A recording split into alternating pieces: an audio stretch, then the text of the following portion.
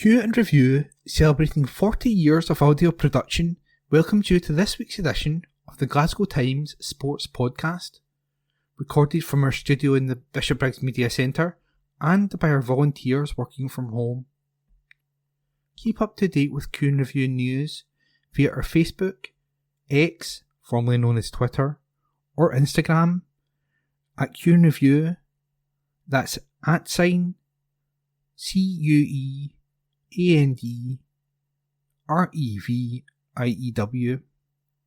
or get in touch with us directly by emailing information@qandreview.com.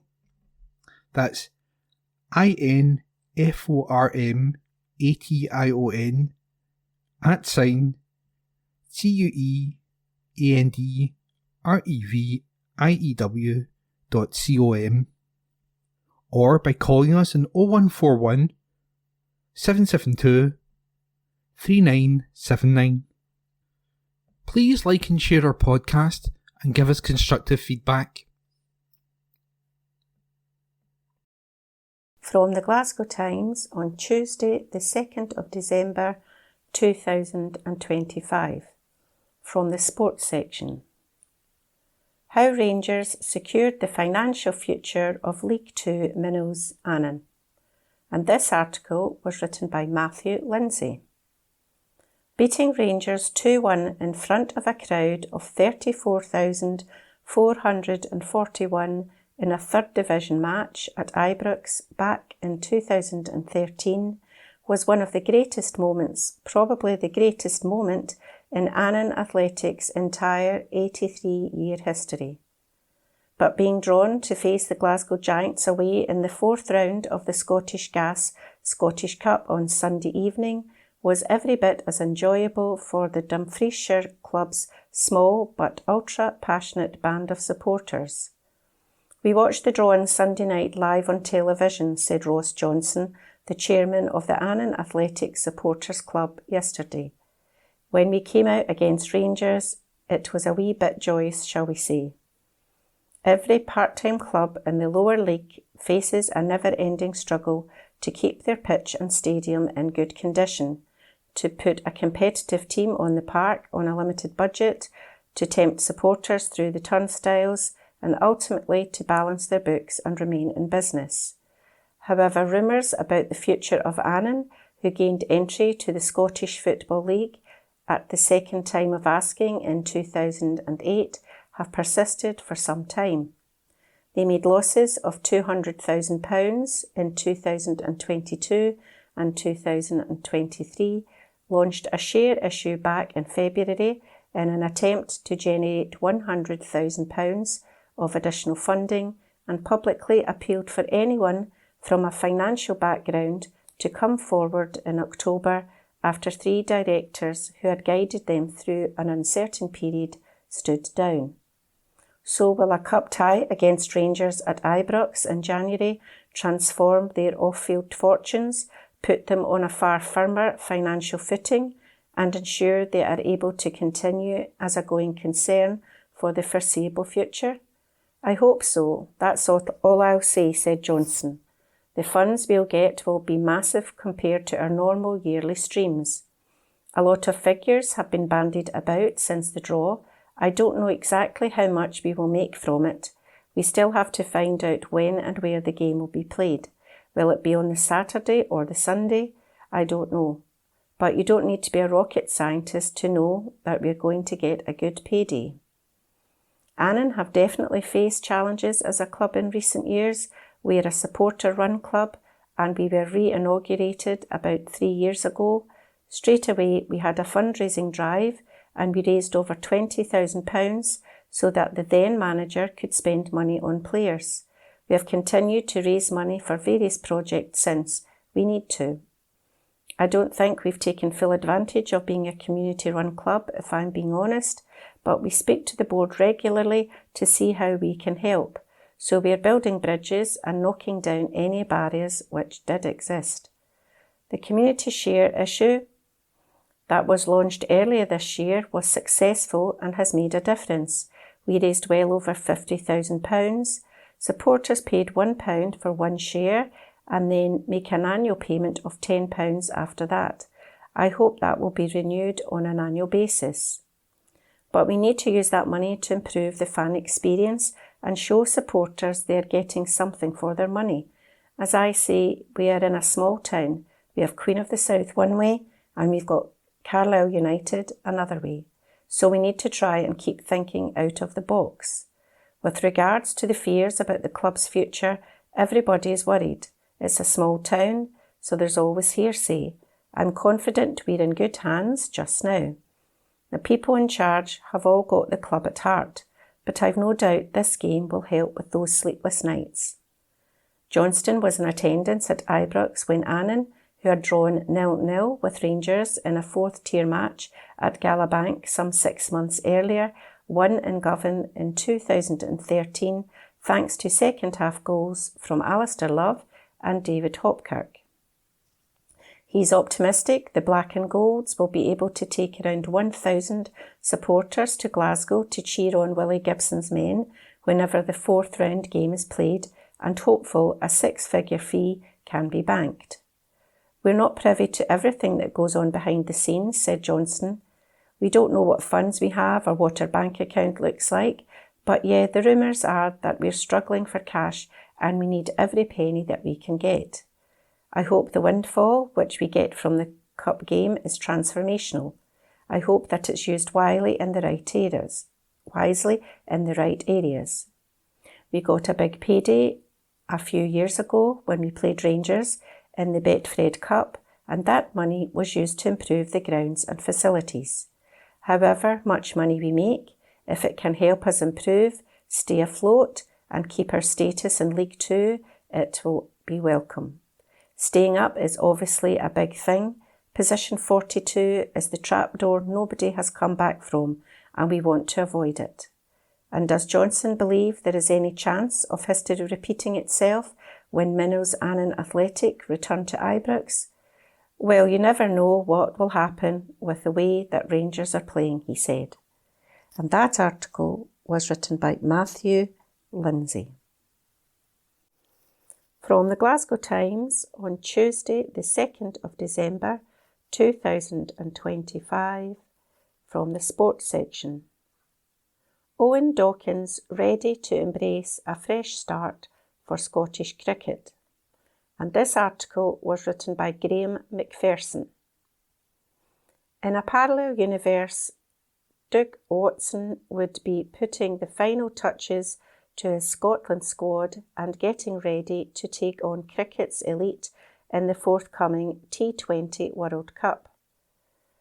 Failing to make it through that qualifying tournament, however, set in motion a chain of events that led to Owen Dawkins taking a seat inside the clubhouse at the Grange Club yesterday as he was announced as Watson's successor as the men's national team head coach. Defeats to Italy and Jersey in that qualifier not only contributed to an overwhelming sense of disappointment, but also prompted Cricket Scotland to take a more forensic look at the situation, one that included Watson being based in New Zealand for much of the year. The feeling was that it was time for a fresh approach, led by a head coach willing to live in Scotland and ideally already familiar with the game in this country. Dawkins fits the bill on both fronts. The Gloucestershire assistant coach is happy to make the move north to take on this opportunity. I'm really looking forward to it, he says. My goddaughters live a bit further up in the north of Scotland, so the opportunity to see more of them is going to be fantastic as well. I'm really excited to get going and get up here from the new year. I think it's vital to watch players in their own environment at times, because when you bring them into the high performance part, players get nervous and don't always show what they can do every week. People catch your eye because of performances, so it's then important to go out and see them perform where they're most comfortable and then help them transition through.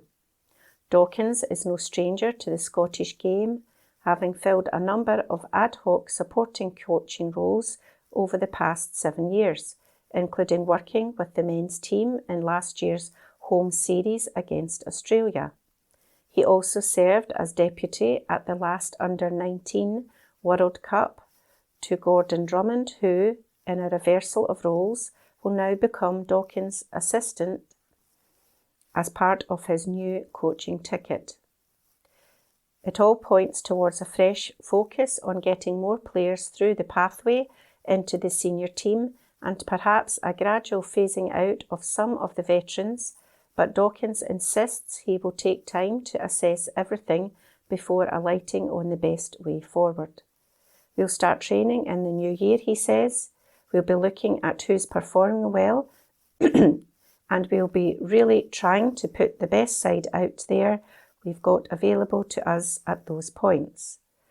So everything's up for grabs for everybody to progress. I just think it's important that everyone has the opportunity to push themselves forward and get themselves in the team. It's going to be great to see that wider talent pool really start to push people and help us grow and strengthen all the time. One senior figure that hasn't featured at all this year is Chris Soule.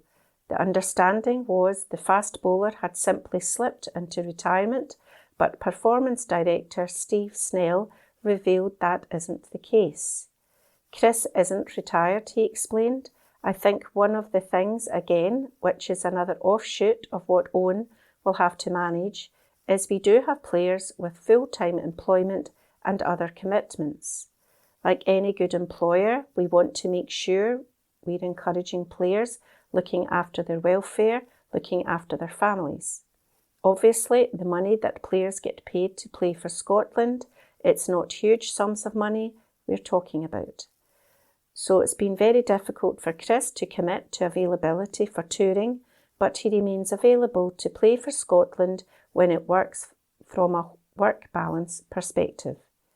Missing out on the T20 World Cup shifts the immediate focus to qualifying for the 50-over World Cup in 2027 via the ongoing Cricket World Cup League 2 process. But Dawkins already has one eye on the next T20 tournament the following year as well. Our focus is on 2027 and on 2028 and continuing to push forward and making that transition through to being fitter, faster, stronger and a better fielding unit, he adds. There's always an eye further down the line, but it's always important to try and win the games for me that you're playing the here and now because you can look too far too quickly at times.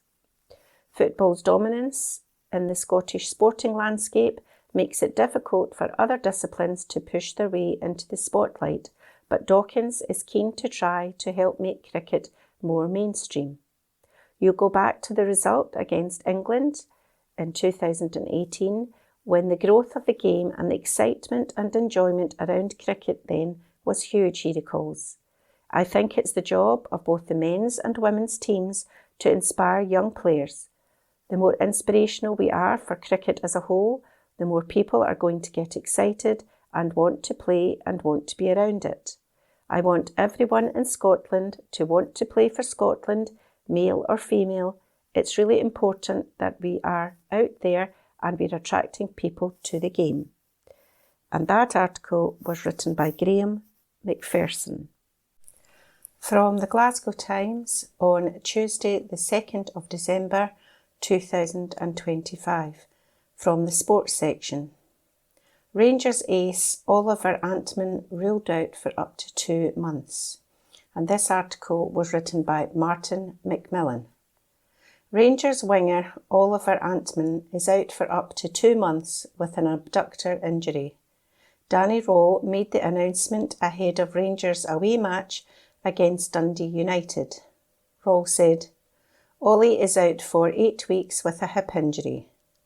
This is likely to keep the attacker, 24, out of action for 8 weeks. In related injury news, Yusuf Chermiti will be assessed today ahead of Wednesday's game. However, There is good news for the squad with the return of Dujon Sterling and Joe Rothwell, who will be back in the squad for the match. And that article was written by Martin Macmillan. This is from the Glasgow Times on Thursday, the 4th of December 2025, from the sports section. York Schmatke tipped to replace Kevin Thelwell at Rangers. This article is by Martin Macmillan. York Schmatke has been suggested as a potential sporting director candidate for Rangers. Former Rangers player Pedro Mendes has put forward Schmatke's name, saying he could be the perfect fit for the position.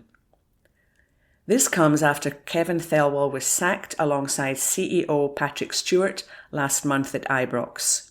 Andrew Kavanagh and Parag Marathe have been tasked with finding suitable replacements and are already hard at work. Schmatke, aged 61, has previously worked with clubs such as Hannover 96, FC Köln and VfL Wolfsburg. His last role was with Liverpool, but he has been out of work since leaving the club. Mr. Mendes told Boyle Sports, York Schmatke is a guy who's experienced, mostly in Germany, at good clubs like Hannover and Köln and of course Liverpool, the biggest one. Mr. Mendes couldn't stress enough the importance of the new sporting director having a robust network of players to scout. He said, "The guy that comes in must have a fantastic database of players. Rangers need to sign, for example, a new Alfredo Morelos. They spent $1 million on him, but the guy scored for fun every season. Rangers needs to have that kind of profile, a guy that has a big database of players, that knows the European market and knows the Scottish market as well, because there are some good players in Scotland that can bring some quality to Rangers." He also pointed out the significance of the role, saying that the new appointee would have a huge job on their hands. Not only will more money need to be spent on squad additions, but they'll also have the task of trimming down the current squad. Mr. Mendes continued, "The problem is they need to offload players, and for sure those players are on good salaries, big wages. So, I think it will be a big task to find a place for the players they want to get rid of." Mr. Mendes envisions the new sporting director having a dual role, one of signing new key players while also offloading surplus talent. He said, "I think it will be a double job for the new guy that will come in. The signings they'll have to make will be crucial ones, players that will need to come and start playing at a starting level of quality. And also, the players they want to sell, loan, or simply get rid of." And that article was written by Martin Macmillan and read by Lynn McNeil. This is from the Glasgow Times on Thursday, the 4th of December 2025, from the sports section. Martin O'Neill delivers farewell Celtic dressing room speech. This article is by Martin Macmillan. Martin O'Neill has delivered an emotional farewell to his Celtic players, bidding adieu for the final time as club manager.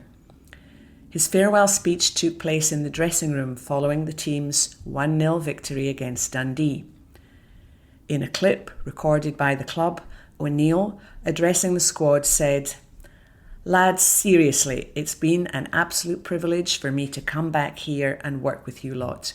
I couldn't say anything higher other than you've been really, really fantastic."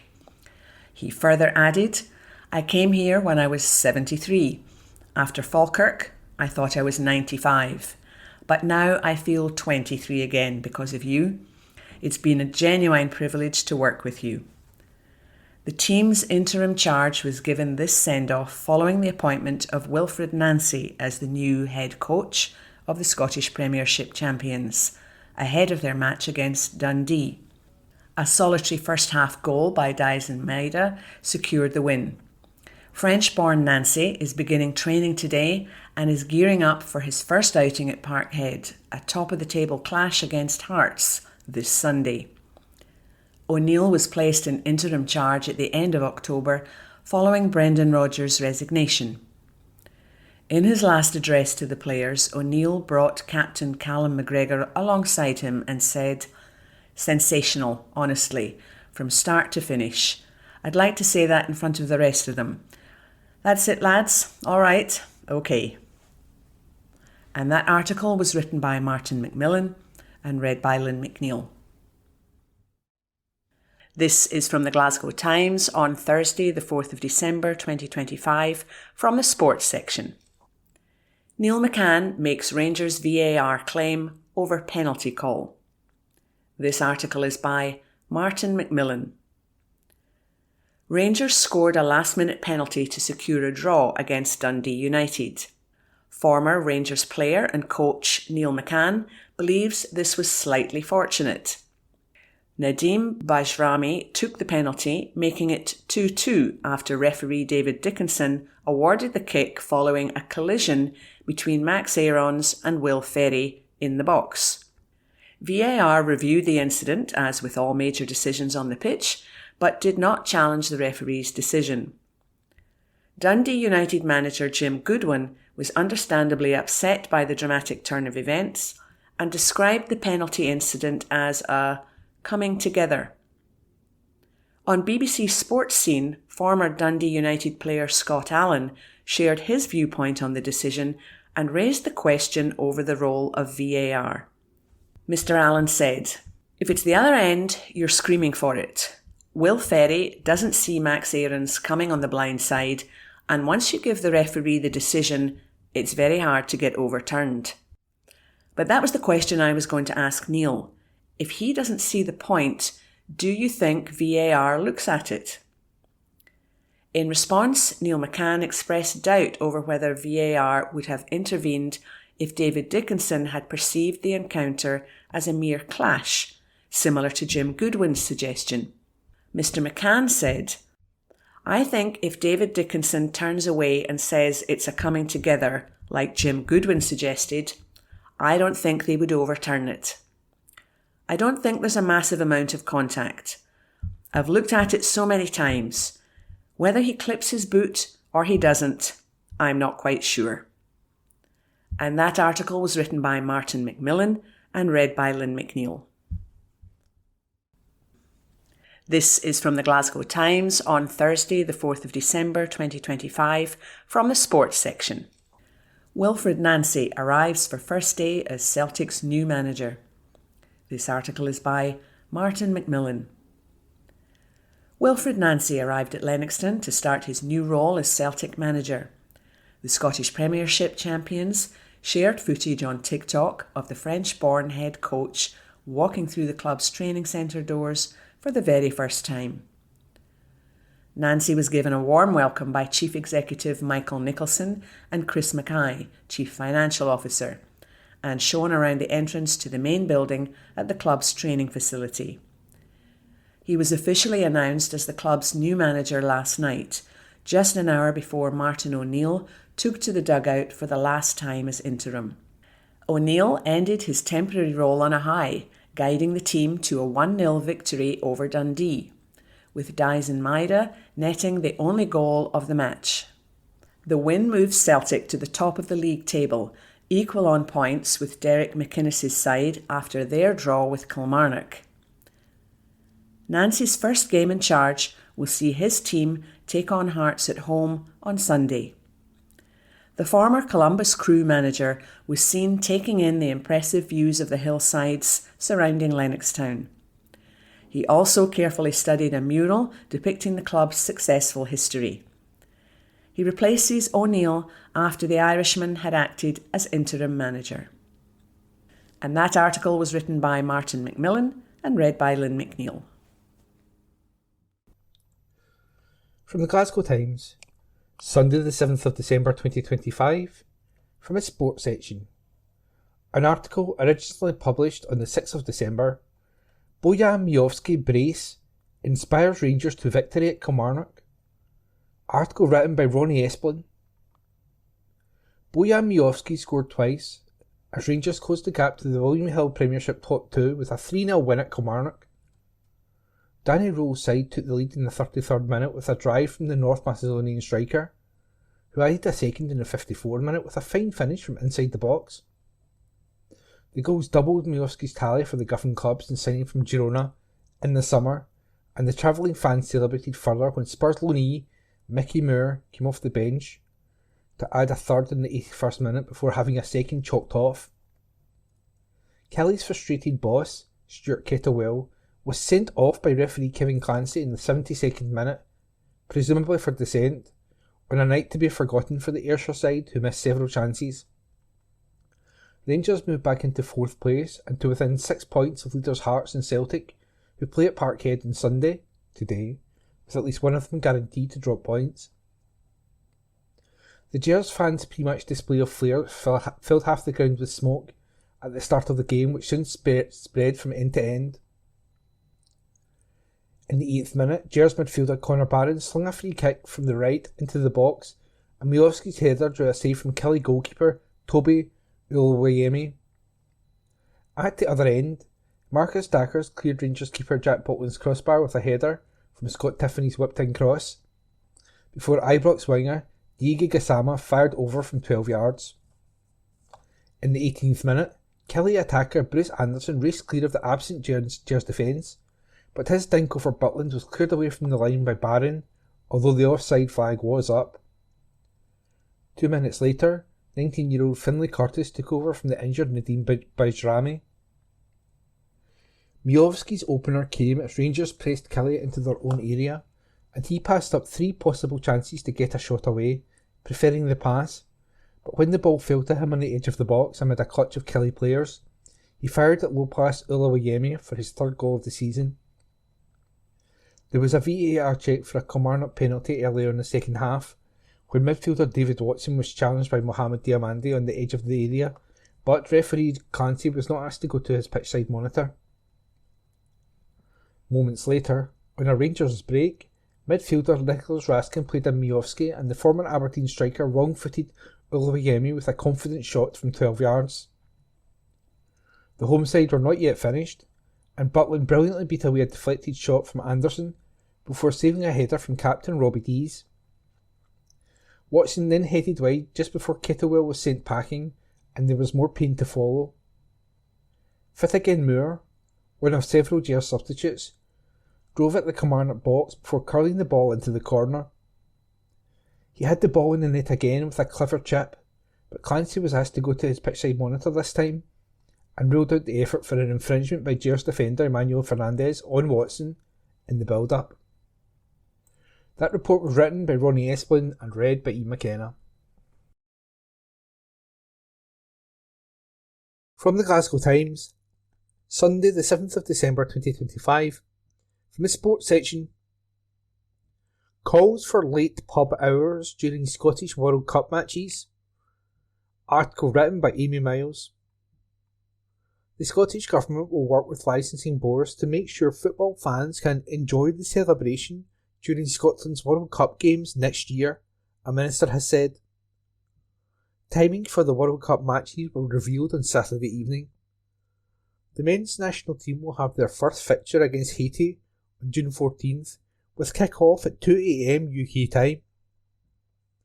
There will be late-night finishes for Scotland's other group stage matches, which both begin at 11 PM.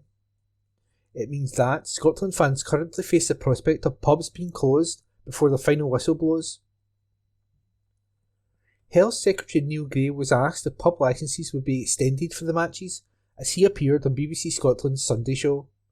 He said, "We want to make sure we are giving everybody the opportunity in order to be able to enjoy and celebrate that. I want to be able to do that with my kids." In Scotland, clearly, the licensing decisions are made by local authorities.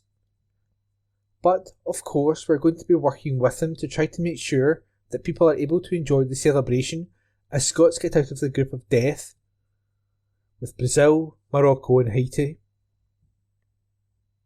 Neil Gray, a football fan, said he was ever hopeful that Scotland would clear the group stage for the first time. Earlier, the Scottish Beer and Pub Association called for opening hours to be extended for the games. Senior Policy Manager Paul Tonieri said, "This is a once-in-a-generation moment for Scotland fans and should be a major boost for Scotland's pubs. But with kick-offs at 11pm and 2am, that opportunity is at risk.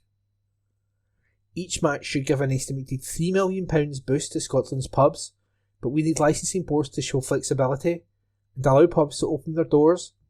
That's why we're calling for temporary licensing statements for the whole of the tournament. People will rightly want to come together and celebrate, like they did a few weeks ago when we qualified.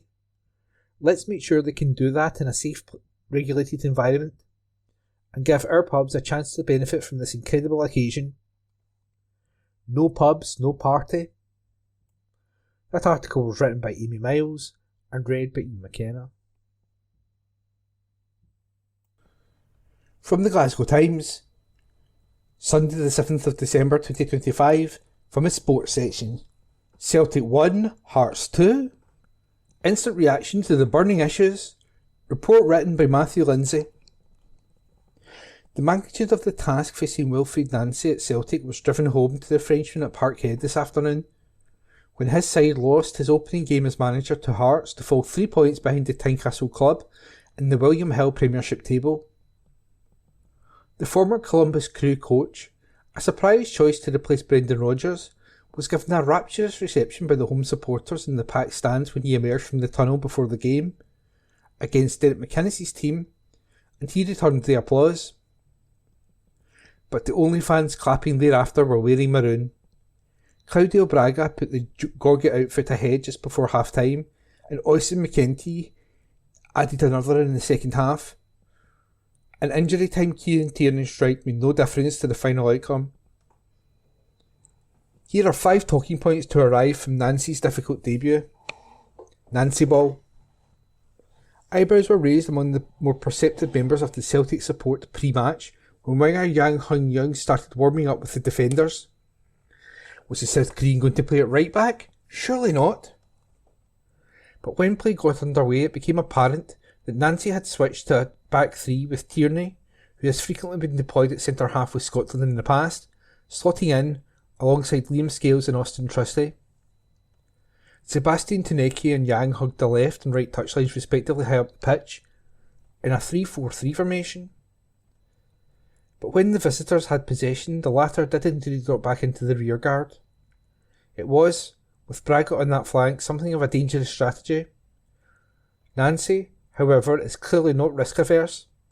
When his wide man tracked back and dispossessed his opposite number in the 6th minute, it looked like the bold experiment was going to work. Yang was helpless to prevent Harry Milne from getting outside him and whipping in across into his penalty box later in the half. He would have been relieved when Tierney intercepted the delivery before it reached Lawrence Shankland. He got booked soon after for pulling Milne back in the opposition half. Such a radical change was always going to lead to teething problems, but Nancy will not have any time in his new role to tinker. He has to get things right straight away, starting against Roma on Thursday night in the Europa League.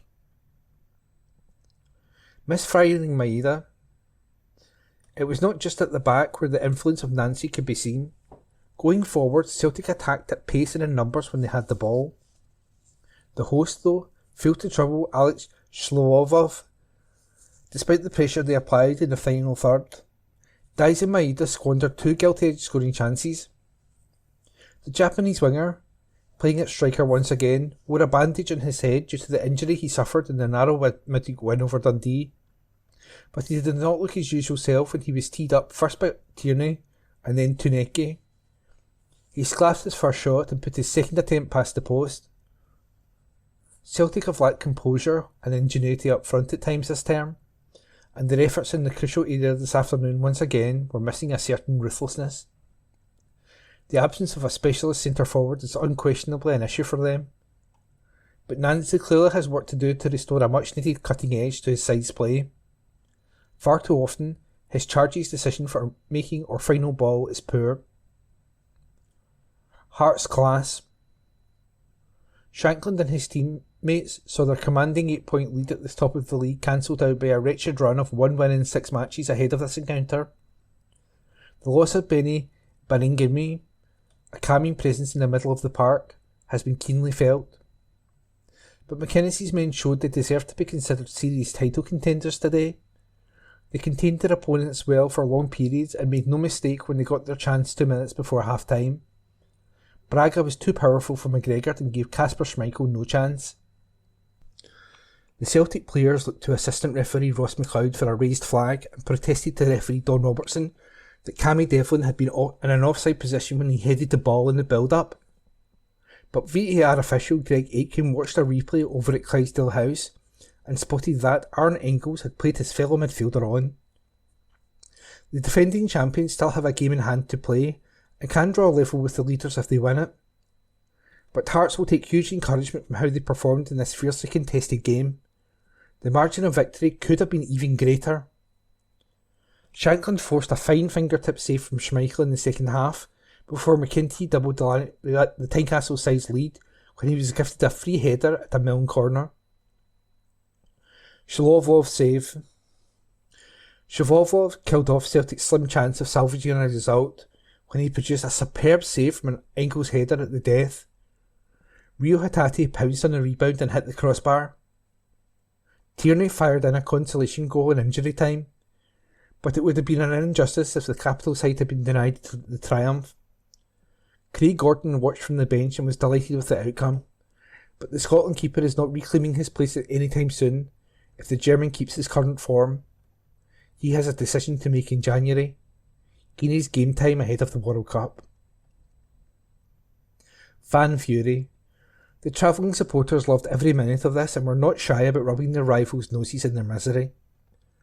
They chanted, "This is a library," after Braga had broken the deadlock, and silenced the home fans and belted out, "You're getting sacked in the morning," when McEntee scored. Celtic's followers made their displeasure with their hierarchy obvious before kick-off when they unfurled anti-Boer banners around the ground, and there were angry boos and jeers at the final whistle. Many of the number had headed for the exits long before that. Their mood is unlikely to lighten unless there is a dramatic improvement in the weeks ahead. That article was written by Matthew Lindsay and read by Ian McKenna. From the Glasgow Times, Sunday the 7th of December, Sport. Women's football. Craig marks Celtic return with goal in 14-0 Scottish Cup win. Article written by Alison McConnell. Celtic were the highest scorers in the Scottish Gas Women's Scottish Cup yesterday afternoon as they thumped Dunfermline 14-0. Scoreline aside, there was much for Elena Siddiqui to be satisfied about, least of all the scoring return of Chloe Craig. One of the veterans of the club, who has spent the entirety of her career at Celtic, Craig ruptured her ACL at the start of last season, just as the Parkhead side were about to kick off their inaugural Champions League campaign. It has been a gruelling return for Craig, who was back in the pitch and among the goals yesterday as she spoke of just what it meant to pull on the boots again. "It was incredible," she said. "It's 461 days that I've been out for. We counted it, and you think it's never going to come. It was emotional and exciting, and a lot of people who have helped me on the journey, so I'm as grateful to them for helping pick me up and push me on in difficult moments." It was the last bit of the warm-up when I was getting my top on. I felt quite emotional. It is a good emotion. I have spent so much time watching, and I was so close, and you feel like you're ready to get back on. There had been a lot of tears and a lot of hard work, so it was amazing to get back onto the pitch. Elsewhere, Glasgow City beat Motherwell 3-0 to progress, with Leanne Ross satisfied that her side got the result they wanted after a tough opening period. "It was a difficult game, as expected," she said. "The first half especially, we found it difficult to create opportunities to get in between, but second half, with the change in shape, it was night and day. We made it difficult then for Motherwell, and we were able to get more opportunities. We are not reliant on the same person scoring, but we need to keep working it at training, so we have that ruthless streak in front of goal. We wanted to win the game and get through, so it is pleasing to have done that. It's a shame we have had to meet one another so early in the competition. They're a team who work hard. We played them at the semi-final stage last season, and they will be disappointed to go out so early." Holders Rangers had a comfortable afternoon as they swatted Renfrew Laces aside with an 8-0 win. We're pleased ultimately to progress in the Cup, which was our first objective. The first half performance wasn't where we wanted it to be, Leanne Crichton told Rangers TV. I know it's always tough coming back off the international break. We've not had a lot of time together as a team, and it's always challenging to a point. But just felt the way we moved the ball in the first half was nowhere near the levels that we really wanted it to be, albeit we had the cushion of the scoreline. I thought the second half was much, much better. There was more urgency and quality, which was more like ourselves. Hibs beat Dryborough 7-0 at Meadowbank as Grant Scott's side progressed, while Spartans and Hearts was called off. Montrose beat Hamilton Accies 2-1 after extra time, while Partick Thistle beat Livingston 2-0. That article was written by Alison McConnell. From the Glasgow Times, Sunday the 7th of December 2025, from the sports section. Pro-Palestine groups to picket Hampden over renaming deal. Report written by Josh Pizzuto-Pomako. Pro-Palestine demonstrators are to picket Hampden Park prior to the Scottish League Cup final next Sunday. The match between St Mirren and heavy favourite Celtic is set to kick off at 3:30pm at the stadium, recently christened Barclays Hampden following a sponsorship deal with the banking giant. An ex-post from Show Israeli Genocide the Red Card, a Glasgow-based group committed to the sportsman and cultural boycotting of Israel, reads, "Join our protest to oppose SFA's dirty deal with the Bank of Genocide before the Cup final, December 14th, 1pm, North East End. We will have some special speakers and more." Protesters have often hit out at Barclays over its ties to Israel, claiming that the firm is bankrolling genocide as it acts as the primary dealer for the state's government bonds. Announcing the deal last week, SFA Chief Executive Ian Maxwell praised the company. He said, "In the course of the conversations we've had over the past few months, Barclays' desire to support Scottish football, across all levels, has been clear. The impact of their investment will be felt within the walls of Barclays Hampden and far beyond, not least helping fuel the kind of programmes we run that harness the power of football and make an everyday impact in Scottish society." However, activists and left-wing politicians have slammed the move. Green councillor Holly Bruce, whose Langside ward includes Hampden, said the naming sends the worst possible message at the worst possible time. The genocide inflicted on Palestinians in Gaza has been one of the worst crimes of the century, and it has been enabled by the arms companies that Barclays is funding. Likewise, campaign group Mothers Against Genocide remarked, "We call on families across Scotland to voice their opposition to this sponsorship deal, and for Hampden to reverse its decision." Barclays has published a statement on its website explaining the bank's position on the anti-defence movement. It states, "You may have seen criticism of Barclays for providing services to the defence sector. We are committed to being transparent about our role as a bank, and we are always willing to talk about the work we do and why we do it. The anti-defence movement criticises Barclays for financing defence manufacturers. We are a bank which, like others in the UK, provides financial services to companies which, in many cases, make defence equipment alongside their civilian products. These companies are an important contributor to our national security, and at a time of increasing geopolitical instability, we don't think taking away these services is the right thing to do." That article was written by Josh Pizzuto-Pomako and read by Ian McKenna. From the Glasgow Times, Sunday the 7th of December 2025, from the sports section. Exclusive. Rangers fan 11 suffers facial injury caused by flare at Rugby Park. An exclusive written by chief football writer Matthew Lindsay.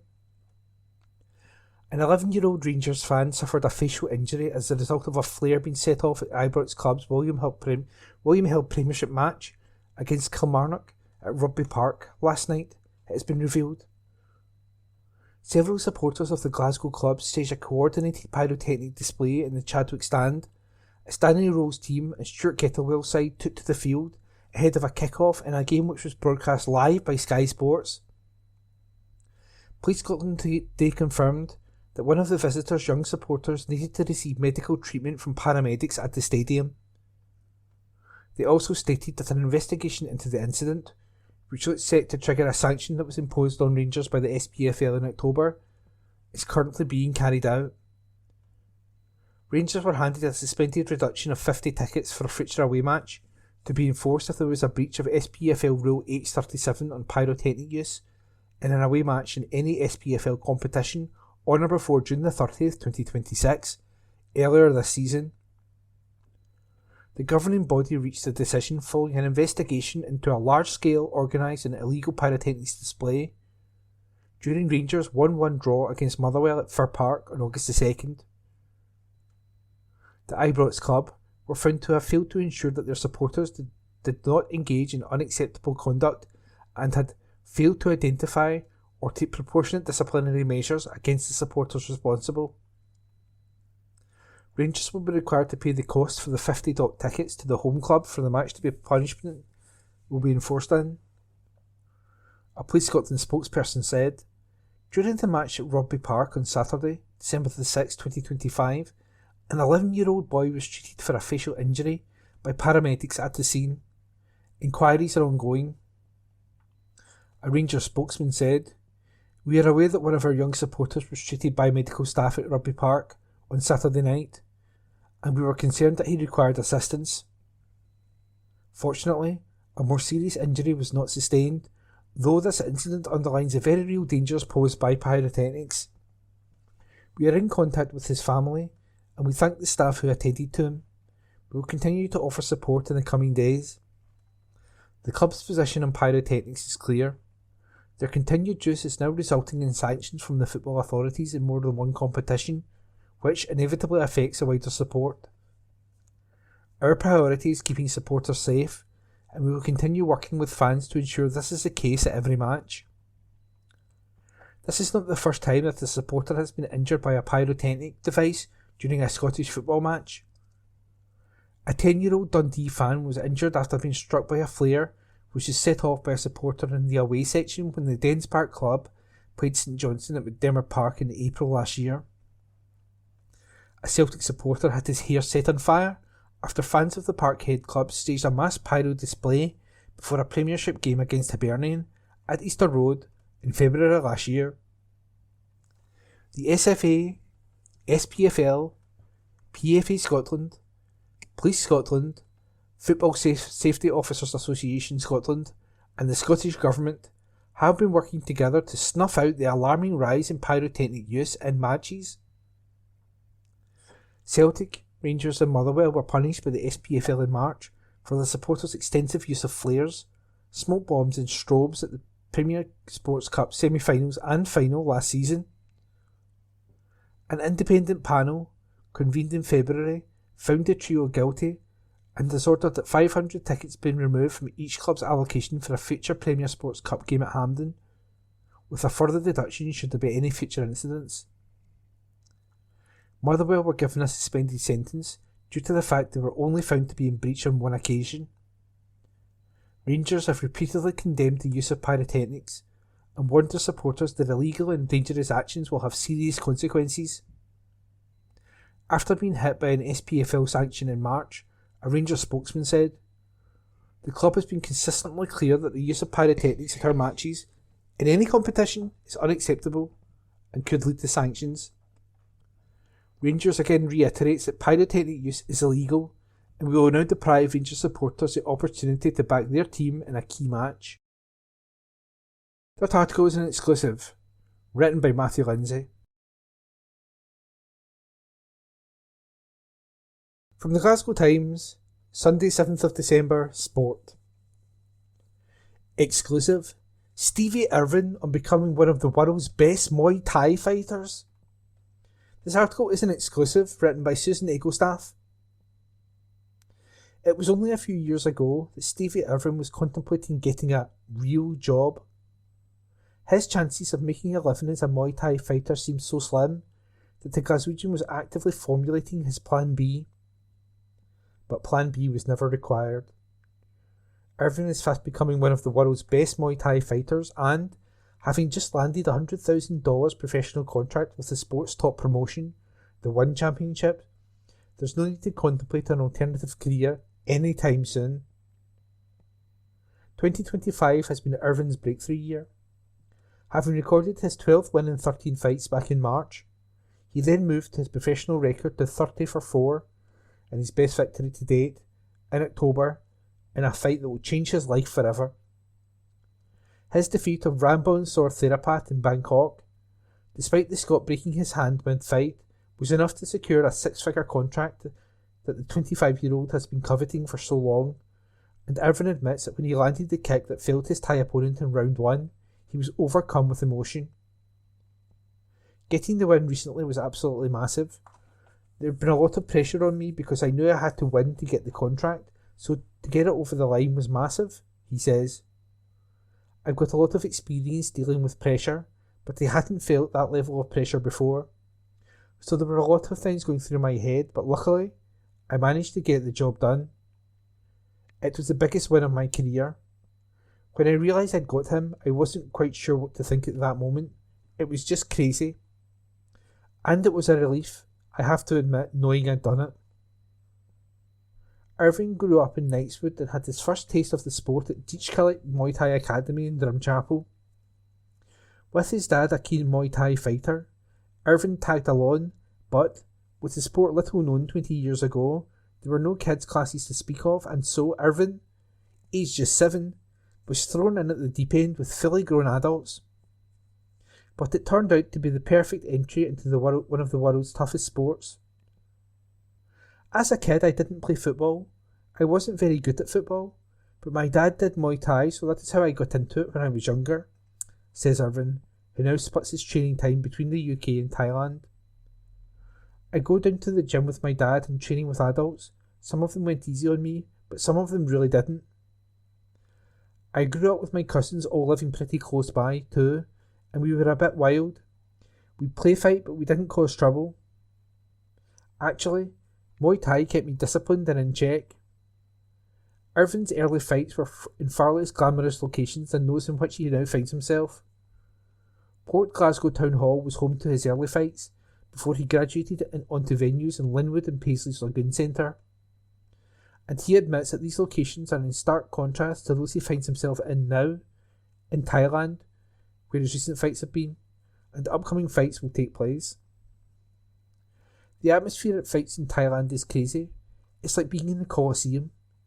It's so compact and the fans feel like they're right on top of you, so it's a mad feeling, he says. But what I like about the Thai fans is that they're fans of the sport. So yes, they support their own fighters, but you can earn their respect. They're there to see the sport and not just particular fighters, and they want to just see a good fight. The birth earlier this year of Irvin's first child, his daughter, Meva, has, admits the Glaswegian, changed his perspective somewhat, with the responsibility to provide for his family now at the forefront of his mind. But with $100,000 coming his way in the coming months and years, thanks to his new contract, plus the potential of significant performance bonuses on top of that, Irvin no longer has any financial worries. But his financial stability has done little to dampen his ambition, with his goals over the coming months, as he enters the One Championship clear in his mind. A world title fight is definitely in my sights next year. This isn't a massive division, and there's not that many fighters, so I don't think a title shot should be too far away, he says. If I can win a few fights, I should hopefully get a shot at the world title, and I very much believe I can win it. It's such a blessing to be able to do what I love. Yes, it's a lot of pressure, but if you do anything at a high level, there's always going to be pressure. So you just need to soak it up and get on with it. That article was an exclusive written by Susan Egglestaff. This is from the Glasgow Times on Monday, 8th December 2025, from the Sport section. Andy Murray seemed ill-suited to retirement, but the opposite is true. By Susan Egglestaff. Retirement from professional sport is almost invariably a tricky experience for athletes.